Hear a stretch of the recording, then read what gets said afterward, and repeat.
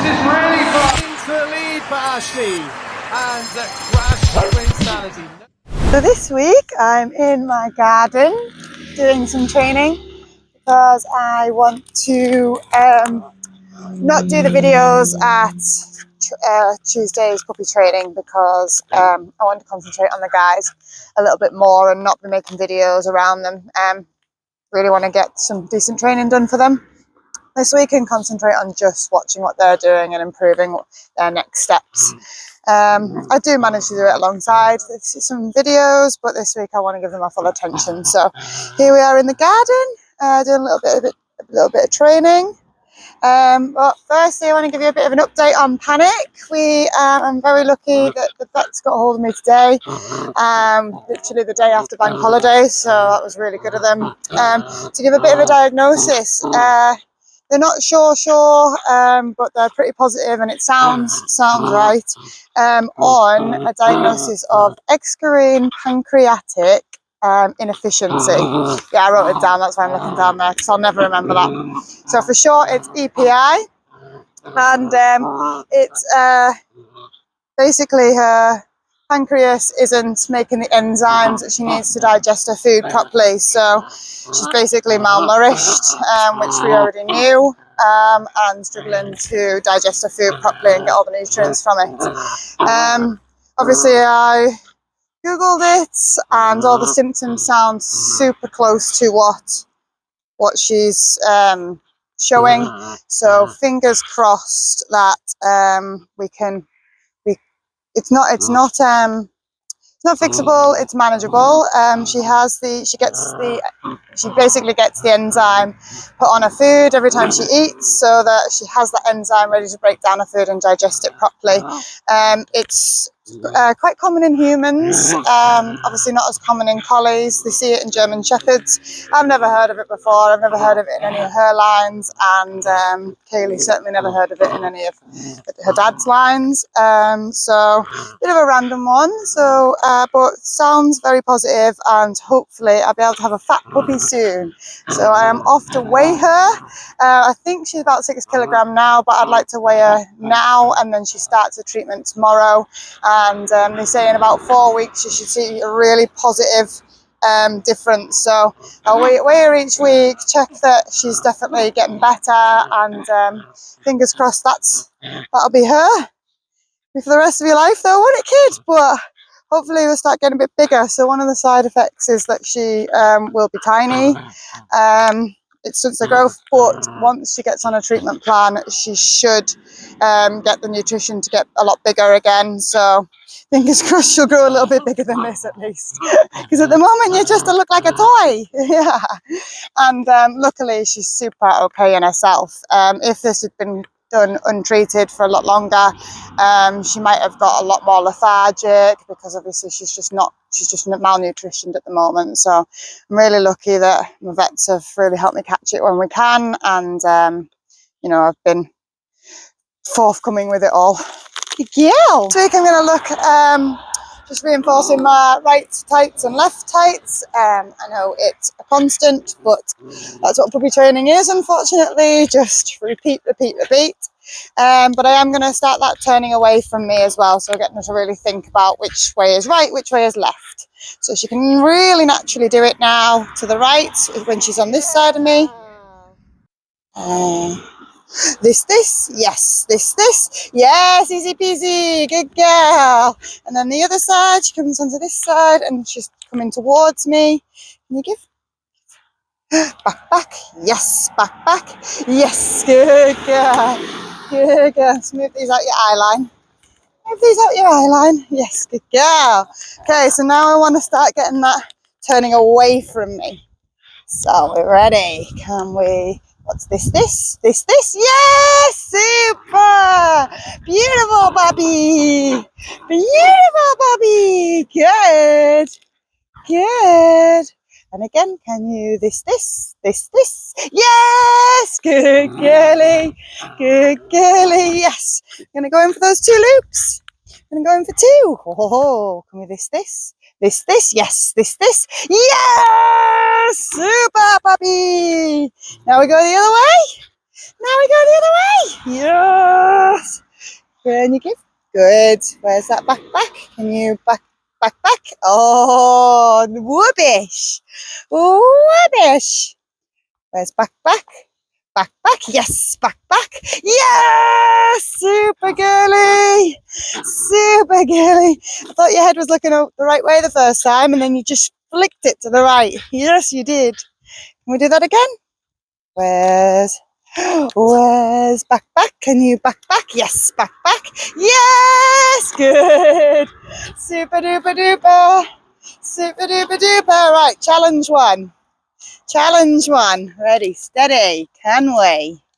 Can we? Where's backpack? Backpack.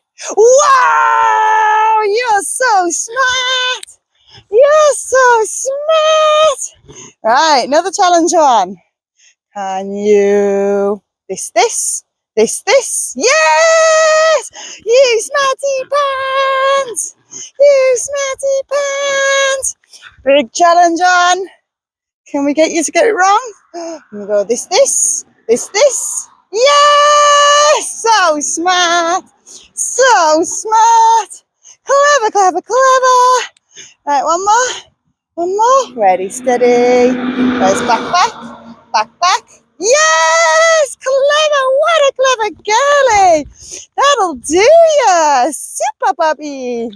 Super Bubby! Yes. I'm going to teach her something brand new, which is going around the back of the jump first and turning tight. So what I've been training is that right tight turn, which is my this, and my back left tight turn, which is my back, and that means they jump the jump first and turn tight back towards me. Now I want them to go around the back of the wing first and jump towards me.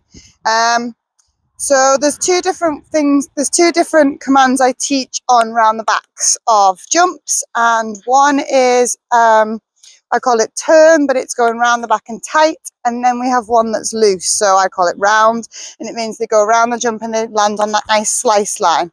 So I've put this here so you can sort of understand. My tight one would mean they go round the back this way, and they would land this side of that pole, so that nice tight angle. And then if I use my loose one, I would expect them to go around and be landing on that nice slice line, so probably past this pole. The reason I do the different commands is because one is when I want them to turn really tight, I expect them to shorten their stride and really pick up and turn. I want them to really shorten here, pick up, and be landing in here and jumping, landing here. Whereas when they're doing it on the slice line, I don't expect them to shorten the stride at all. They don't need to. They can do it at full pace, pick up, go. Don't need to shorten because they don't need to tighten their turn. Obviously, when they're jumping, they really need to shorten and get up and over and come around this wing nice and tight when I'm asking for that tight wing wrap command, which they don't need to do when they're on a slice line. If I don't give that cue or they don't understand it well enough, they're going to come around this corner, they're going to not slow down, so they're going to land over here, and then they're going to come all the way around here, and they're going to be this wide. And in agility, you do not have time for those wide turns. You need, well, every millisecond counts, so you need those tight turns. So I like to really get them to understand the difference between those slicey ones and the tight ones. So I'm going to probably do this with treats to start with, because I want to be able to really get her thinking. Oh, ha, ha, we got sweeties, yes. So again, with like anything, I pretty much just make it so she can't fail to start with. Get a hold of her collar and get her nose just past that wing, and I'm going to just say, okay, good girl. Yeah, I know you know what to do, and I'm terrible with those treats. That was terrible, wasn't it? Just all the bad things. Let's try again. So I'm just going to say okay again, and when her nose is around the edge, your nose is around the, okay, yes, good girl, super, good girly. Let's do another one. So again, I'm not using a word, I'm just asking her to think about what I'm trying to get her to achieve. Okay, yes, good girl, good girly, and just holding that collar until she's, okay, good girl, pulling for it, yes, good girly. Good girly. Okay, yes, good girl. And she's very greedy, so she does pick these up very quickly. Good girly. Super duper duper. Okay, Yes, good girl. Nice. So I'm just wanting to really wrap that wing nice and tight to start with. Okay. Yes, good. Super duper duper. And still feeding right the way around, just so she naturally thinks about going around that wing. Good girl. Can you? Okay. Yes, good girl. Super duper duper. I'm going to do it on the other wing. Steady, steady. Good girl. Okay. Yes, good girly. Super duper duper. Super duper duper. Oh, come here. Oh, that's rubbish. Ready, steady. Thinking, thinking. One more step forward. One more step forward. Okay, yes, good girly. Super. Super duper duper. Good girl. Good girl.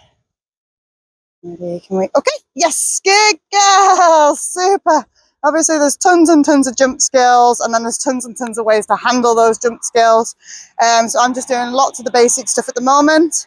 Some people do directional wing wraps. I'm just keeping it simple. I'm just going to keep them the same way, like towards me, and then the other one will be away from me, as you'll see that develop through.